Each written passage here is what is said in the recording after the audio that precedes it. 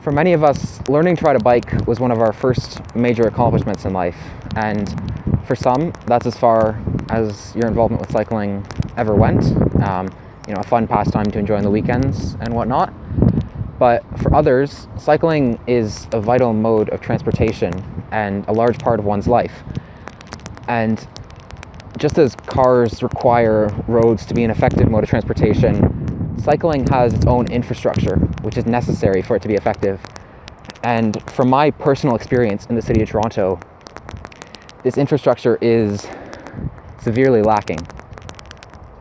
The major concern that I'm going to discuss today is the lack of adequate bike lanes found in the city.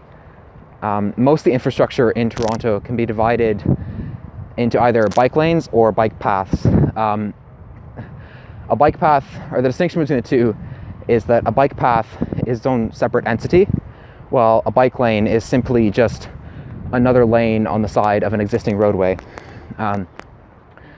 Toronto has a relatively large network of bike paths spanning most of the city. Normally these paths are found in spaces such as the Don Valley, where I'm biking right now. Bike lanes, on the other hand, are nowhere near as common, and the network of bike lanes is not adequate for transportation in the city.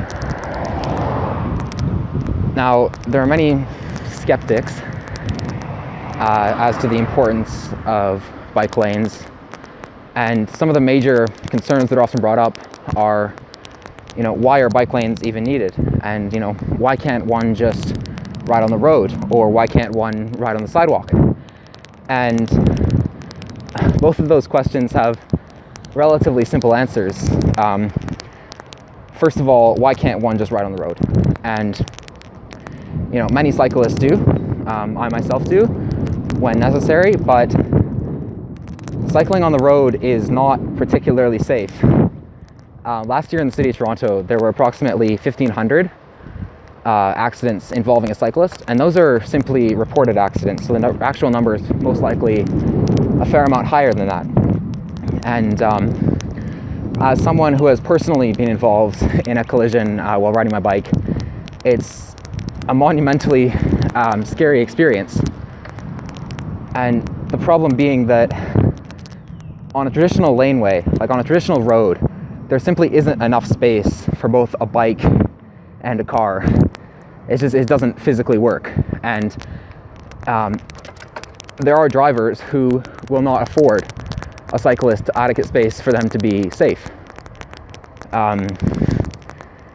So cycling on the road, although it's a common practice, and again, I myself do it, it's just really not ideal. And so secondly, biking on the sidewalk. Quite simply, biking on the sidewalk is illegal. There are City of Toronto bylaws stating that any person above the age of 14 may be fined, I believe it's $60 for riding on the sidewalk. And although police officers are generally, relatively lenient with this rule, there are those concerned citizens which take it upon themselves to call out cyclists for doing so. A personal story I have with this is in the summer of 2016, I was out biking with some friends, and we were going along Broadview Avenue, which at the time had a closure, so the road was a mess, so we went on the sidewalk. And as we were quite cautiously passing this elderly lady on the street, she began berating us for riding on the sidewalk, citing the aforementioned bylaw. And this just simply wasn't, a positive experience by any means. And also, aside from the legal ramifications, biking on the sidewalk isn't great, mostly due to the fact that sidewalks are cluttered. And, by biking on the sidewalk, there's risk of injury, there's risk of hurting other people who are also riding the sidewalk. And so I think for all those reasons, bike lanes are a real solution when it comes to avoiding riding on the road and riding on the sidewalk. And so today I went out and I attempted to document and explore the network of bike lanes throughout the city in an attempt to better understand, what's lacking and what can actually be fixed. Pictured here is Broadview Avenue, which doesn't have any bike lanes, and as you can see, I'm forced off the road by the traffic. Pictured here is Sherbourne Avenue, on which new partition bike lanes have recently been installed, and these bike lanes, they have a physical barrier between the cars and the cyclists at most points, and one notable thing here is the distance between the bus and the cyclists, meaning that there is ample space and little room for collision. Pictured here is Gerrard Street, on which these new partition bike lanes, similar to the ones on Sherbourne, have just recently been installed earlier this year. Pictured here is Bloor Street, and here is the style of bike lane that we most commonly see in downtown Toronto, and these are non-partition bike lanes, which are essentially just a slightly wider lane with the little designated bike symbol, and in this style of bike lane, collisions are much more likely to happen due to the fact that the cyclist and the car are in much greater proximity.